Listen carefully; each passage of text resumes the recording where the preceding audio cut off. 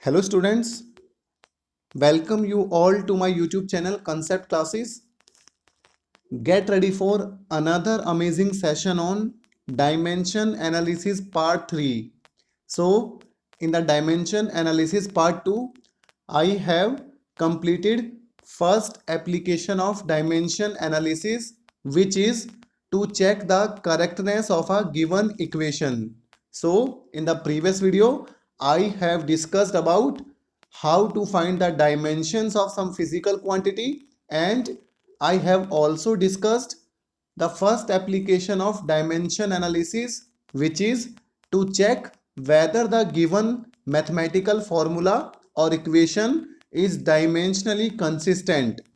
Okay, and how I explain that application?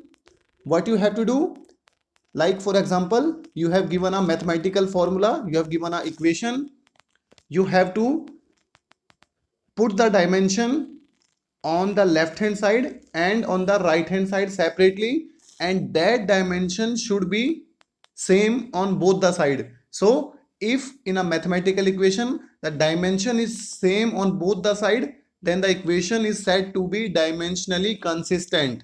Okay, so with the help of dimensions we can check whether the given equation is correct or not. So this is the first application, and in this video I will discuss another two applications of dimension analysis. So let us start. So the second application of dimensional analysis is to deducing relation among various physical quantity. Okay, so now we are going to study second application of dimensional analysis, which is to deduce relation among various physical quantities. Okay, so let us start with an example. So this is example number 1. The example is the time taken by an object dropped in vacuum to reach the ground depends on two quantities. Okay, तो देखिए question हमारा किस type से है. एक object है, वो vacuum में, वैक्यूम मतलब जहां पे कोई मीडियम नहीं है, जहां पे एयर वगैरह नहीं है, कोई मीडियम प्रेजेंट नहीं है. सो हमारे पास एक ऑब्जेक्ट है, हम उस ऑब्जेक्ट को ड्रॉप कर रहे हैं, गिरा रहे हैं कहां पे, वैक्यूम में. So the time taken by the object, तो अगर हम किसी ऑब्जेक्ट को ड्रॉप कर रहे हैं, गिरा रहे हैं वैक्यूम में, तो जो टाइम वो लेगा उस ड्रॉप में, so the time taken by the object to drop, वो डिपेंड करेगा दो फिजिकल क्वांटिटी पे. कौन कौन सी फिजिकल क्वांटिटी पे? First is the acceleration due to gravity, and second is the height from where the object is dropped.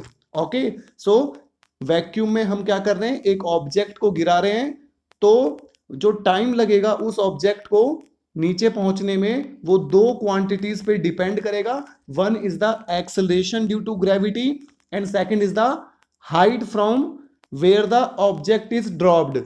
तो अब हमें क्या करना है, हमें इन तीनों फिजिकल क्वांटिटीज के बीच में रिलेशन को डिराइव करना है.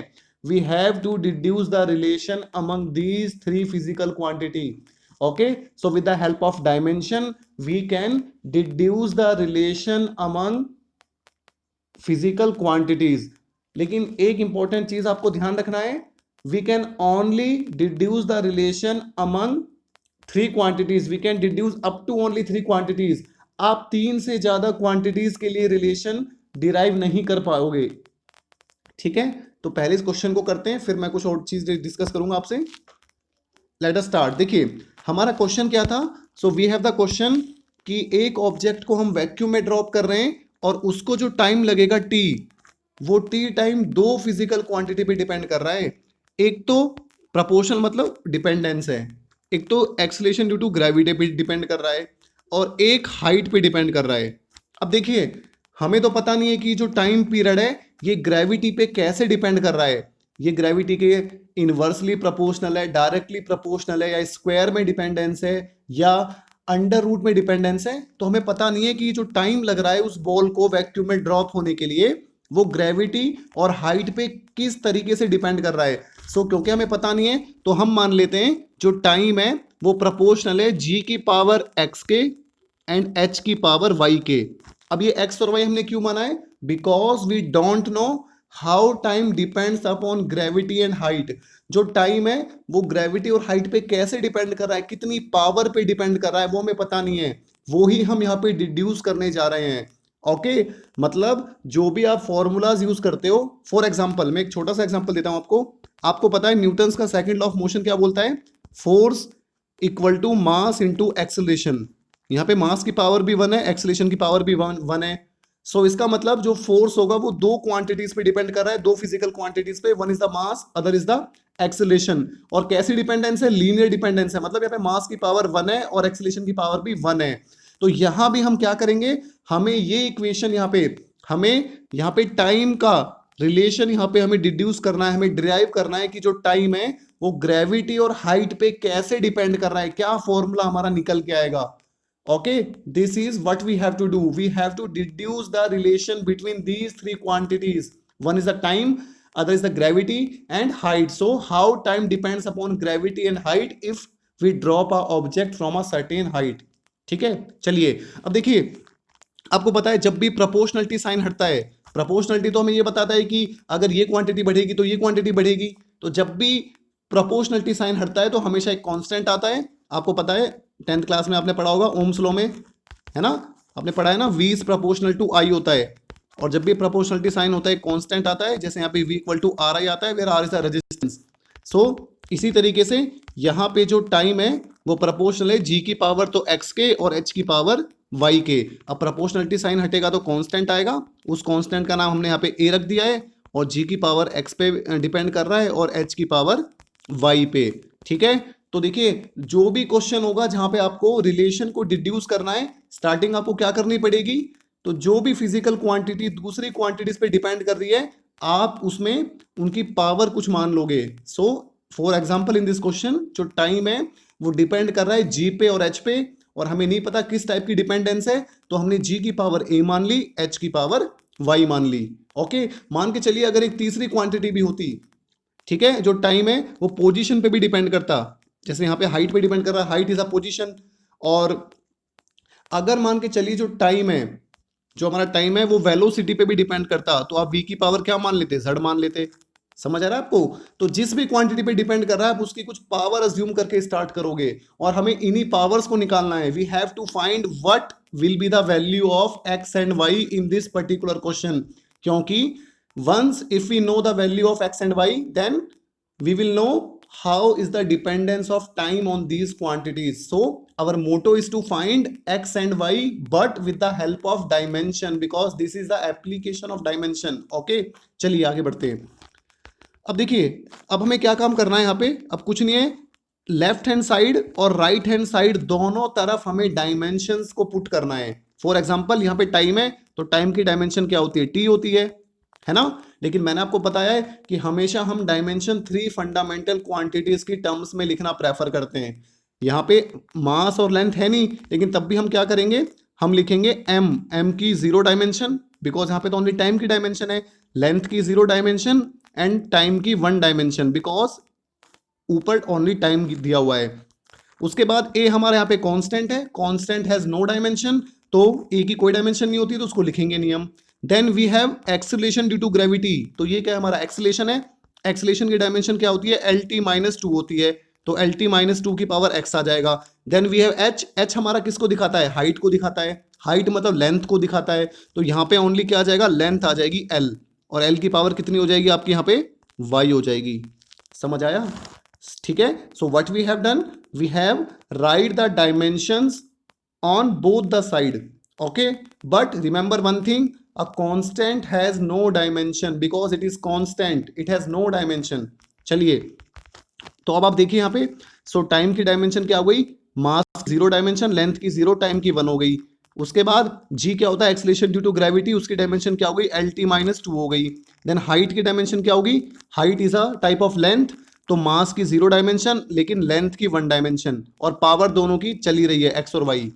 बस अब आपको आगे क्या करना है, सिंपल सॉल्व करना है। देखिए उसके बाद क्या हुआ, एम एल टी 1 ये सेम लिखा है। उसके बाद यहाँ पे देखिए, यहाँ पे एल की कितनी है, एक्स है, यहाँ पे एल की कितनी है, वाई है, तो एल की टोटल कितनी हो गई, यहाँ पे एल की एक्स है, यहाँ पे एल की वाई है, तो टोटल एल की कितनी हो गई, एक्स प्लस वाई, है ना।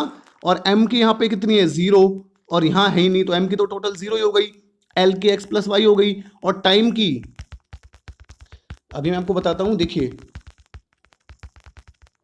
सो यहां पे l की कितनी है, x है इस पर्टिकुलर इक्वेशन में, और यहां पे l की कितनी है, y है। जब बेस सेम होता है तो पावर ऐड हो जाती है, तो l की कितनी हो गई, x प्लस वाई हो गई। ठीक है, अब आ जाते हैं t पे। यहां पे t की -2 है और x है, तो t की कितनी हो गई, सो t की हो गई -2x हो गई वहां पे, और यहां पे t की कितनी है, 0 है, तो t की ओनली क्या बची, -2x बची। समझ आ रहा है आपको, आप देख सकते हो m की 0, l की x प्लस वाई और t की -2x, हमने क्या करा, सीधा मल्टीप्लाई कर दिया है, जर्नल अलजेब्रा हमने किया है। अब हमें क्या करना है, देखिए अब ये दोनों इक्वेशन, अब बीच में क्या साइन है, बीच में इक्वल टू का साइन है। इक्वल टू का मतलब क्या है, जो डायमेंशन इस तरफ होगी वही डायमेंशन इस तरफ होगी। This equation satisfy the homogeneity of dimension. अगर दो इक्वेशन इक्वल होती है तो उनके कोफिशिएंट भी इक्वल होते हैं, उनकी पावर्स भी इक्वल होती है, अगर बेस सेम हो तो। आप देख सकते हो इस तरफ लेफ्ट हैंड साइड में m की कितनी डायमेंशन है, m की पावर कितनी है, 0, इस तरफ भी m की पावर कितनी है, 0, तो इसका मतलब यहां तो कुछ मिला ही नहीं हमें। इसके बाद देखिए लेफ्ट हैंड साइड l की कितनी है, power 0, right hand side l की पावर कितनी है, x प्लस वाई। तो क्योंकि ये दोनों इक्वल हैं तो इसका मतलब इन दोनों की पावर सेम होगी, अगर बेस सेम है तो इसका मतलब x प्लस वाई किसके इक्वल हो जाएगा, 0 के इक्वल। So we get first equation. अब हमें करना क्या है, अब हमें डायमेंशंस को इक्वेट करना है ऑन बोथ साइड। ठीक है, आपको पता है ना, जब दो इक्वेशंस इक्वल होती हैं तो उनकी अगर और उनका बेस सेम है तो उनकी पावर भी इक्वल हो जाती है। सिंपल मैथमेटिक्स, यहाँ पे कुछ नया नहीं है। इसी तरीके से आप देखो वहां पे टाइम की लेफ्ट हैंड साइड में टाइम का कितना है, so in the left hand side हमारे पास टाइम कितना है, t की 1 है, लेफ्ट हैंड साइड में टाइम की 1 है, और राइट हैंड साइड में टाइम की कितनी है, t की पावर -2x। तो दोनों को इक्वेट करेंगे क्योंकि दोनों t हैं, तो दोनों को इक्वेट करेंगे तो क्या हो जाएगा, 1 इक्वल टू माइनस का 2x, और यहाँ से x कितना आ जाएगा, -2 को नीचे ले जाओ, so x comes out to be -1/2, x -1/2 आ गया। और जब x की वैल्यू आप इस इक्वेशन में डालोगे तो y कितना आ जाएगा, 1/2। So you get the values of x and y। अब आपको x एंड y मिल गया।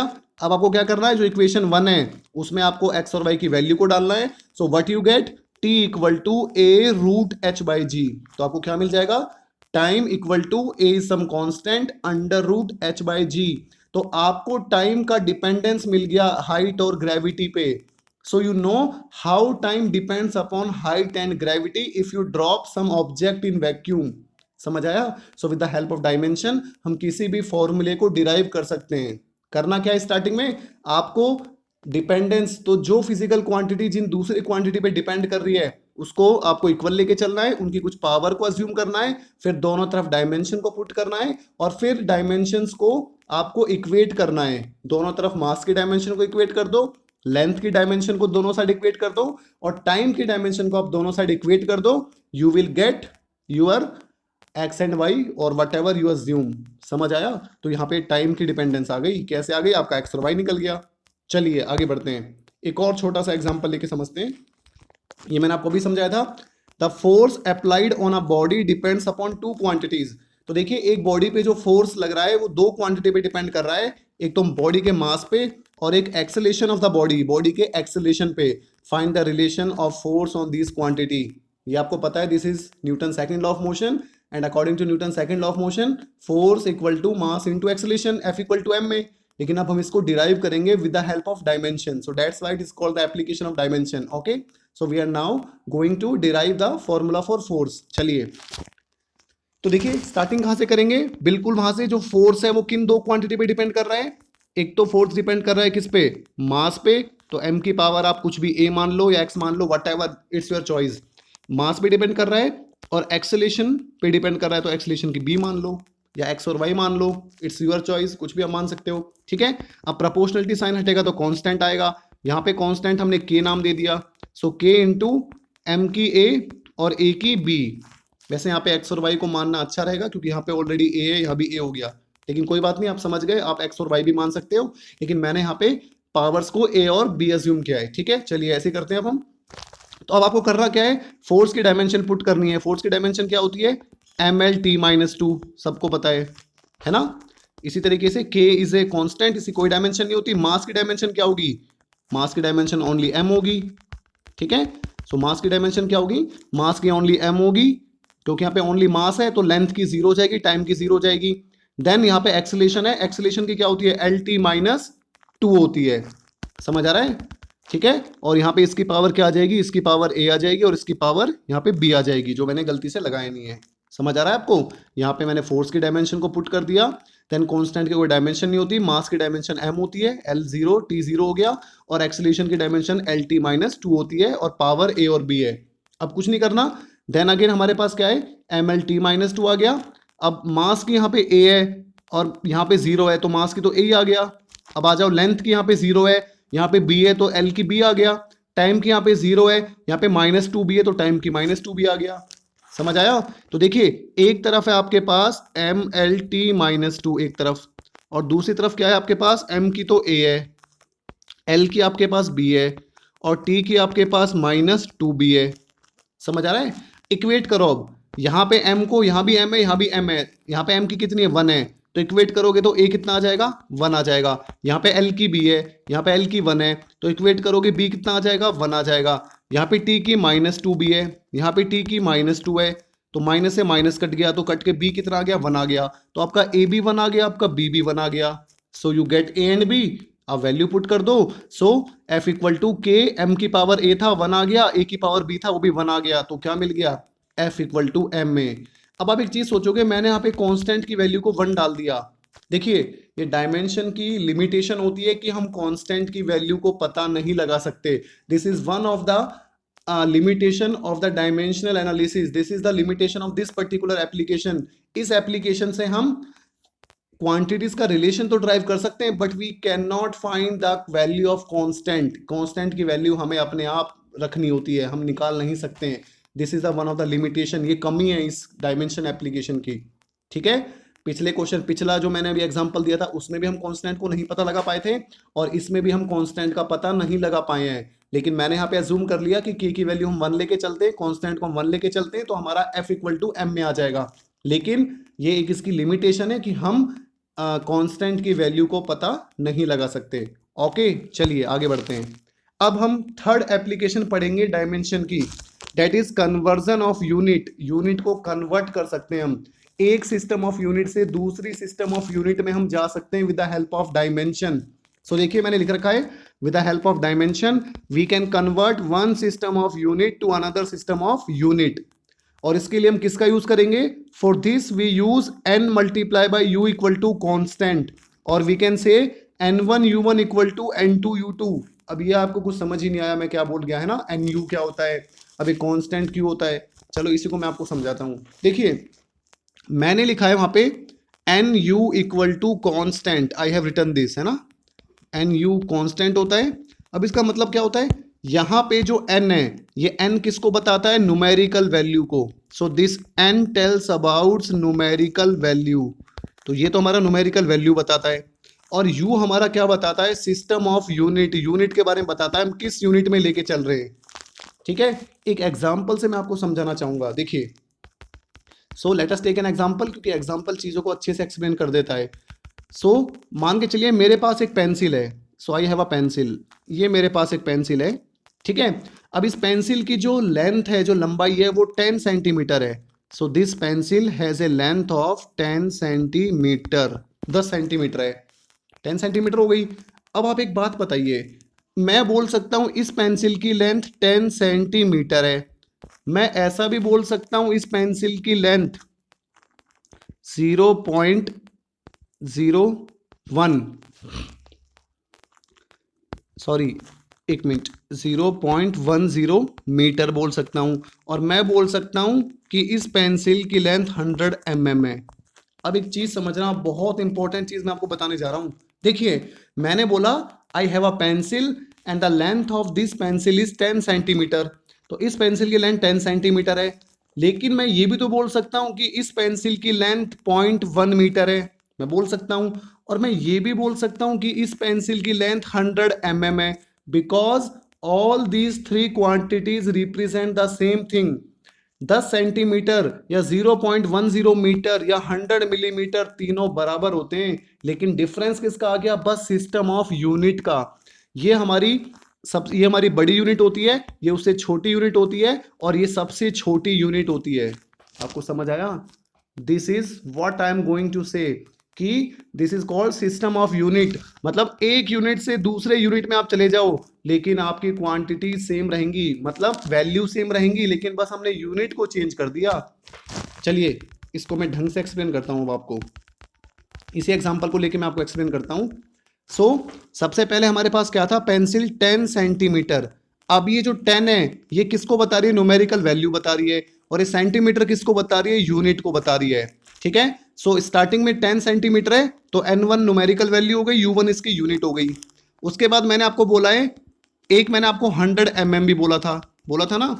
ठीक है, 100 क्या हो गई, न्यूमेरिकल वैल्यू हो गई दूसरे सिस्टम में, और mm क्या हो गई, यूनिट हो गई दूसरे सिस्टम में। ये अलग अलग है ना, लेकिन चीजें सेम है, लेकिन यूनिट अलग अलग है। अब देखिए, अब एक इंपॉर्टेंट चीज, अगर मैं आपसे कहूं कि 10 सेंटीमीटर और 100 mm क्या ये सेम है, आप कहोगे बिल्कुल सेम है। तो इसका मतलब जो n1 u1 है वही n2 u2 है, तो आप इसको इक्वल भी तो लिख सकते हो। नहीं लिख सकते हो? बिल्कुल लिख सकते हो। n1 u1 and n2 u2 are equal. इसी तरीके से n3 u3 भी इक्वल होगा। तो यहां से क्या पता लगा कि n और u का प्रोडक्ट हमेशा कांस्टेंट होगा। n और u का प्रोडक्ट हमेशा कांस्टेंट होगा। क्यों कांस्टेंट होगा? क्योंकि अगर आप n को बढ़ाओगे, तो u आपका ऑटोमेटिकली कम हो जाएगा। अगर आप n को बढ़ाओगे तो u आपका कम हो जाएगा। कैसे? यहां पे n कितना है, 10 है, यहाँ पे n कितना है, 100 है, तो ज्यादा कहां पे है, यहाँ पे 100 ज्यादा है। लेकिन अगर आपका यहाँ पे n बढ़ा तो आपका u कम हो गया, सेंटीमीटर से छोटा mm होता है। समझ आ रहा मैं क्या कह रहा हूं? मतलब अगर आप किसी सिस्टम में न्यूमेरिकल वैल्यू को बढ़ा दोगे तो वहां पे यूनिट ऑटोमेटिकली कम हो जाएगी। तो इन दोनों में से आप एक भी क्वांटिटी को बढ़ाओगे तो दूसरी कम हो जाएगी, तो इसका प्रोडक्ट हमेशा कांस्टेंट आएगा। 10 सेंटीमीटर और 100 mm दोनों कांस्टेंट है, दोनों फिक्स हैं, दोनों सेम है, अलग अलग नहीं है। बस एक डिफरेंस है, वो अलग यूनिट में, वो अलग यूनिट में। This is the application of dimension analysis, कि हम एक सिस्टम ऑफ यूनिट से दूसरी सिस्टम ऑफ यूनिट में वैल्यू को निकाल सकते हैं with the help of dimension. Okay, समझ आ गया? चलिए अब इसी को एक एग्जांपल से समझते हैं। ये छोटा सा एग्जांपल मैंने आपके लिए लिया है ताकि आपको चीजें क्लियर हो जाएं। देखिए, मान के चलिए 15 सेंटीमीटर, अगेन वही क्वेश्चन है हमारे पास कि अभी मैंने पेंसिल की लेंथ को 10 सेंटीमीटर लिया था ना।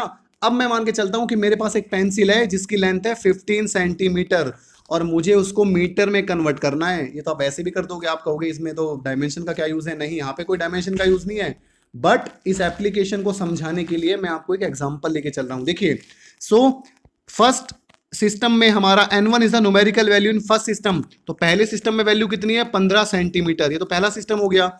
और दूसरे सिस्टम में, दूसरा सिस्टम कौन सा है, मीटर वाला, उसमें हमें वैल्यू बतानी है कि यहाँ पे वैल्यू कितनी आएगी।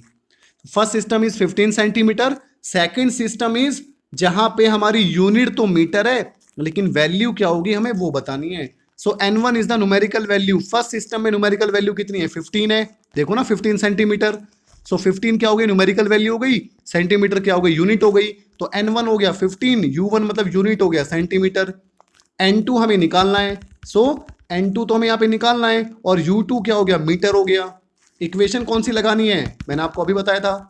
What equation, n1 u1 equal to n2 u2, ये आपको इक्वेशन यूज करनी है। और यहां से आपको निकालना क्या है, यहां से आपको n2 निकालना है। सो n2 इक्वल टू, बाकी टर्म्स को अरेंज कर दो, n1 u1 upon u2, simple mathematics हो गया। तो n2 equal to n1 u1 upon u2। n1 कितना है यहाँ पे आपका, 15 है। u1 कितना है आपका, सेंटीमीटर है यूनिट। u2 क्या है, मीटर है। सो 15 का 15 आ गया।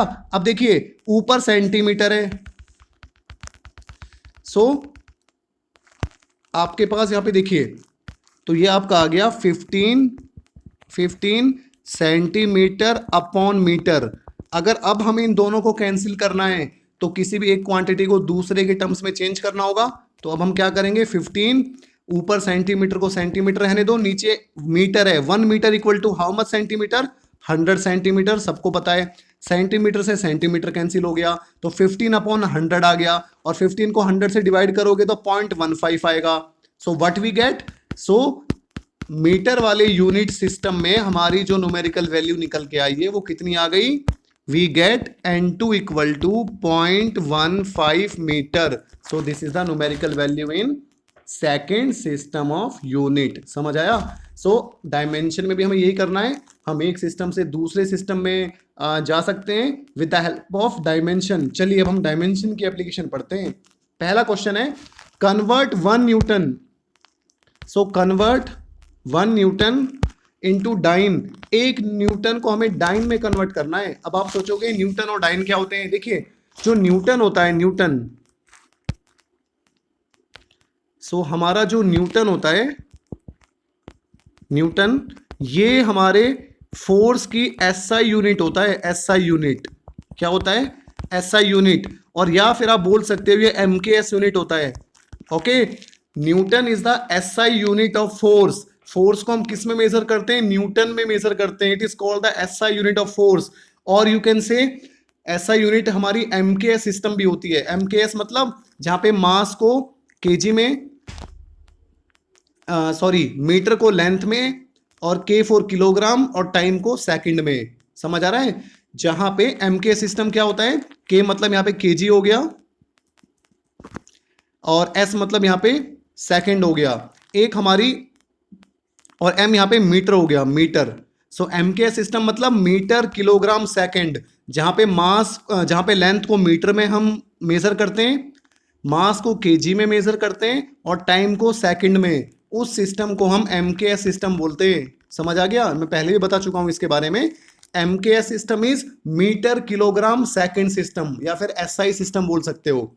ठीक है? तो हमें 1 न्यूटन को डाइन में कन्वर्ट करना है कि 1 न्यूटन में कितने डाइन होंगे. तो न्यूटन हो गया एसआई यूनिट, और डाइन हो गया सीजीएस यूनिट. ध्यान से समझना, सीजीएस यूनिट. तो डाइन क्या होती है? सीजीएस यूनिट होती है. सीजीएस मतलब जहां पे सी का मतलब होता है सेंटीमीटर, लेंथ को सेंटीमीटर में मेजर करते हैं. जी मतलब होता है ग्राम, मास को ग्राम में मेजर करते हैं, और टाइम को सेकंड में ही मेजर करते हैं. Okay, so this is called CGS unit. CG मतलब, सी मतलब सेंटीमीटर, जी मतलब ग्राम, एस मतलब सेकंड. चलिए शुरू करते हैं. तो मैंने आपको बताया था एक यूनिट से दूसरे यूनिट में जाने के लिए क्या फॉर्मूला यूज करेंगे? Again N1U1 equal to N2U2. अब आपको क्या करना है? तो हमारे पास है N1U1 is equal to N2U2. अब कुछ नहीं करना है. N1 हो गया फर्स्ट सिस्टम में न्यूमेरिकल वैल्यू. तो पहले सिस्टम में क्या दे रखा है? 1 न्यूटन दे रखा है. सो N1 कितना हो गया? 1 हो गया. सो N1 तो 1 हो गया. U1 क्या हो गया? यूनिट हो गई. यूनिट क्या दे रखी है? न्यूटन दे रखी है. सो U1 हमारी न्यूटन दे रखी है. अब देखिए न्यूटन से तो हम पता नहीं लगा सकते कि भाई हमारी यूनिट क्या है. ये तो हमारे न्यूटन, तो हमने नाम रख दिया एक. ठीक है, लेकिन हाँ हमें पता है कि फोर्स की डायमेंशन क्या होती है. फोर्स की डायमेंशन होती है MLT-2. This is the dimension of force. समझ आ रहा है आपको? फोर्स की डायमेंशन क्या होती है? MLT. सो अब देखिए, तो हमें करना क्या है? अब आप देख सकते हो N1 तो हमारा 1 हो गया, U1 हमारा हो गया MLT-2, क्योंकि फोर्स की डायमेंशन क्या होती है? MLT-2. और क्योंकि न्यूटन एसआई सिस्टम में, एमकेएस सिस्टम में, तो मास को मैंने M1 लिख दिया, लेंथ को मैंने L1 लिख दिया, और टाइम को मैंने T1 लिख दिया. ठीक है? सो M1 का मतलब हो गया 1 kg, क्योंकि हम एसआई सिस्टम की बात कर रहे हैं, या फिर एमकेएस सिस्टम की बात कर रहे हैं. एमकेएस सिस्टम में क्या होता है? मास को केजी में मेजर करते हैं, लेंथ को मीटर में मेजर करते हैं, और टाइम को सेकंड में मेजर करते हैं. तो यहाँ पे जो आपका M1 होगा वो 1 kg होगा, जो आपका L1 होगा वो 1 मीटर होगा, और जो आपका T1 होगा, टाइम होगा, वो 1 सेकेंड होगा. समझ आ रहा है आपको? सो फर्स्ट यूनिट में जो कि हमारी न्यूटन है, वो एसआई यूनिट होती है, एमकेएस यूनिट होती है.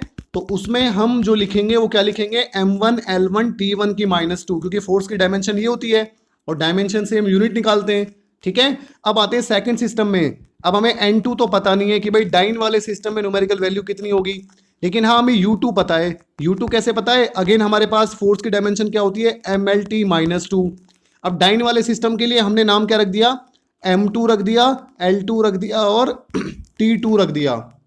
देखिए फर्स्ट सिस्टम ऑफ यूनिट में U1 हो गया M1 L1 T1 की -2, और सेकंड सिस्टम में U2 हो गया M2 L2 T2 की -2. क्यों हो गया? क्योंकि ये अलग सिस्टम ऑफ यूनिट है. यहां पे M2 जो मास हो गया वो हम ग्राम में मेजर करेंगे, जो यहाँ पे लेंथ हो गई सेंटीमीटर में मेजर करेंगे और टाइम को सेकंड में मेजर करेंगे, बस इतना ही आपको ध्यान रखना है। चलिए फिर वही formula N1U1 equal to N2U2, फिर हम क्या करेंगे, यहाँ से N2 को एक तरफ ले जाएंगे, सो N2 equal to N1U1 upon U2, ठीक है। देन N1 की वैल्यू कितनी हो गई हमारी, 1 हो गई। U1 क्या हो गया, अब देखिए U1 है हमारा M1L1 T1 माइनस 2, U2 है हमारा M2L2 T2 माइनस 2। सो U1 अपॉन U2 करेंगे तो M1 अपॉन M2 हो जाएगा, L1 अपॉन L2 हो जाएगा और T1 अपॉन T2 हो जाएगा। लेकिन T की पावर -2 है तो दोनों की -2 हो जाएगी। सिंपल, डिवाइड करा है, कुछ नहीं करा है, U1 को U2 से डिवाइड कर दो, ठीक है। सो जब आप U1 को U2 से डिवाइड करोगे तो क्या हो जाएगा, ऊपर है M1L1 T1 की -2, ठीक है, और नीचे है M2L2 और T की -2। सो M1 अपॉन M2 हो गया, L1 अपॉन L2 हो गया और T1 अपॉन T2 की -2 हो गया। बस यही मैं आपको समझा रहा था, ठीक है। अब आपको कुछ नहीं करना है, अब इनकी यूनिट्स डाल दो आप। M1 मतलब फर्स्ट सिस्टम में मास क्या होता है, 1 kg होता है MK सिस्टम में। M2 मतलब सेकंड सिस्टम में मास क्या होता है, ग्राम होता है, 1 ग्राम हो गया। फर्स्ट सिस्टम में लेंथ मीटर होती है, 1 मीटर हो गई। सेकंड सिस्टम में लेंथ क्या होती है, सेंटीमीटर, 1 सेंटीमीटर हो गई। फर्स्ट सिस्टम में टाइम सेकंड होता है, सेकंड में भी सेकंड होता है, तो सेकंड से सेकंड तो कैंसिल आउट हो गया। अब क्या बचा आपके पास, सिंपल, अब यूनिट को कैंसिल करना है तो 1 kg, 1 किलो में कितने ग्राम होते हैं, 1000 ग्राम होते हैं। सो 1000 अपॉन 1 आ गया। 1 मीटर में कितने सेंटीमीटर होते हैं, 100 सेंटीमीटर होते हैं। और सेकंड तो पहले ही सेम है, सेकंड से सेकंड कट गया, सेंटीमीटर से सेंटीमीटर कट गया, ग्राम से ग्राम कट गया। यहाँ बचा 1000, 1000 होता है 10 की पावर 3। यहाँ बचा 100, 100 होता है 10 की पावर 2। तो टोटल 10 की 3 और 2 कितना हो गया, 10 की पावर 5 हो गया। So what we get N2 equal to 10 की पावर 5। तो 1 न्यूटन कितना होता है, 10 की पावर 5 डाइन होता है। आराम से बैठ के इस क्वेश्चन को समझना, आपको सब समझ आ जाएगा, बहुत इजी है, ठीक है। एक और एग्जांपल इसी बेसिस पे, कन्वर्ट 1 जूल इनटू अर्ज। 1 जूल को हमें अर्ग में कन्वर्ट करना है। 1 जूल में कितने अर्ग होंगे, देखिए।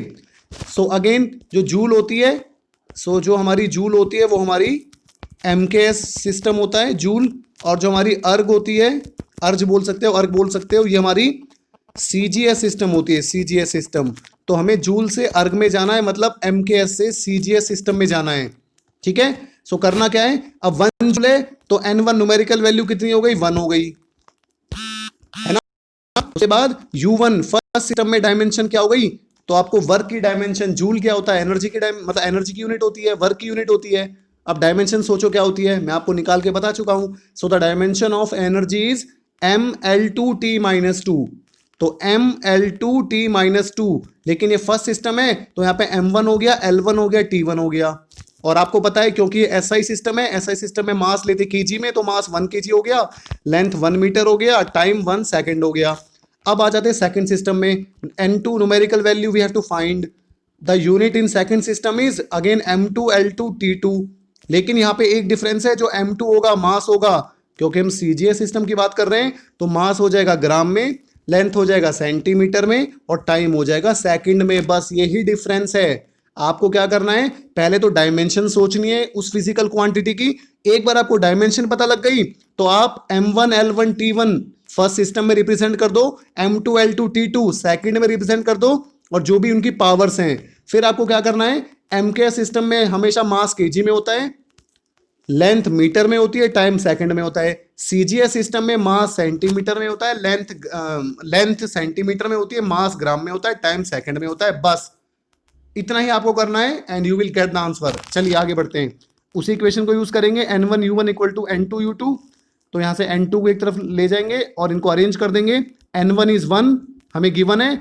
उसके बाद U1 और U2, जब आप U1 और U2 इन दोनों को डिवाइड करोगे तो M1 अपॉन M2 हो जाएगा, L1 अपॉन L2 हो जाएगा, पावर 2 चली रही है, T1 अपॉन T2 हो जाएगा, पावर दोनों की -2 है ही। ये मैंने कराया बस यहाँ पे, ओके। सो उसके बाद आप देखिए, उसके बाद मास M1 हो गया 1 kg, M2 हो गया 1 ग्राम, L1 हो गया 1 मीटर, L2 हो गया 1 सेंटीमीटर, पावर चली रही है, T1 हो गया 1 सेकेंड और T2 हो गया 1 सेकेंड। तो 1 kg, अब आपको पता है 1 किलो में, सो ऊपर है आपका 1 kg अपॉन नीचे 1 ग्राम है, ठीक है, ये आपके पास। यहाँ पे आपका 1 मीटर है और यहाँ पे 1 सेंटीमीटर है, इसकी पावर 2 है, और 1 सेकेंड है अपॉन 1 सेकेंड है, इसकी पावर -2 है। अब 1 kg में कितने ग्राम होते हैं? 1 किलो में 1000 ग्राम होते हैं, अपॉन 1 ग्राम वैल्यू डाल दो। 1 मीटर में कितने सेंटीमीटर होते हैं? 100 सेंटीमीटर होते हैं, नीचे सेंटीमीटर है, इसका स्क्वायर डाल दो, और ये तो पहले से कैंसिल आउट हो गया। ठीक है, सो ग्राम से ग्राम कट गया, सेंटीमीटर से सेंटीमीटर कट गया। यहाँ पे 100 का स्क्वायर करोगे तो 10 की पावर कितना आ जाएगा? 4 आ जाएगा। 1000 कितना होता है? 10 की पावर 3 होता है। तो कितना हो गया? 10 की 3 यहाँ पे, 10 की 4 यहाँ पे, सो 10 की पावर 7 हो गया। सो इसका मतलब कितना मिल गया आपको? 10 की पावर 7। तो इसका मतलब 1 जूल कितना हो गया? 1 joule equal to 10 to the power 7 erg. ये हमारी रिलेशन मिल गई जूल और अर्ज के बीच में, अर्ग के बीच में। ठीक है, so here we transform from one system of unit to another system of unit. It's so easy. What you have to do, you have to use n1 u1 equal to n2 u2. So n1 is the numerical value in first unit, u1 is the unit in first system. पहले system में जो unit है वो u1 है. Like for example force की मैंने mlt -2 होती है. So m is 1 kg, l is 1 meter, t is 1 second. And n2 is the numerical value in second unit which we have to determine, which we have to find. Similarly, U2 is the unit in second system of unit. Second system में जो unit होती है वो U2 होती है, और वो क्या होता है? CGS सिस्टम होता है बेसिकली मोस्टली क्वेश्चंस में. ठीक है, सो CGS सिस्टम में मास को ग्राम में लेना है, लेंथ को सेंटीमीटर में लेना है, टाइम को सेकंड में लेना है. ठीक है, तो U1 आपको हमेशा M1 L1 T1 की लैंग्वेज में लिखना है और जो भी पावर होगी. U2 आपको M2 L2 T2 लिखना है, जो भी पावर होगी उनका रेशियो ले लेना है. फिर आपको जो M1 होगा वो 1 kg लेना है हमेशा, M2 होगा हमेशा 1 ग्राम लेना है, L1 हमेशा 1 मीटर लेना है, L2 हमेशा 1 सेंटीमीटर लेना है, T1 और T2 हमेशा 1 सेकंड लेने. देन सिंपल मैथमेटिक्स, पावर को सॉल्व करो, जो भी है you will get the answer. It's so easy. Practice करना, 2-4 क्वेश्चन, सब समझ आ जाएगा. कोई डाउट होता है you can ask me on my comment section, YouTube comment section, and you can also ask me on my personal WhatsApp number. Okay, so if you have any type of doubt then feel free to ask. आपका doubt तुरंत clear होगा, लेकिन आपको पूछना है, समझना है, रटना नहीं है. बहुत इजी चीजें है, मैथमेटिकल चीजें, बहुत आसान है. Okay, so thanks for watching the video.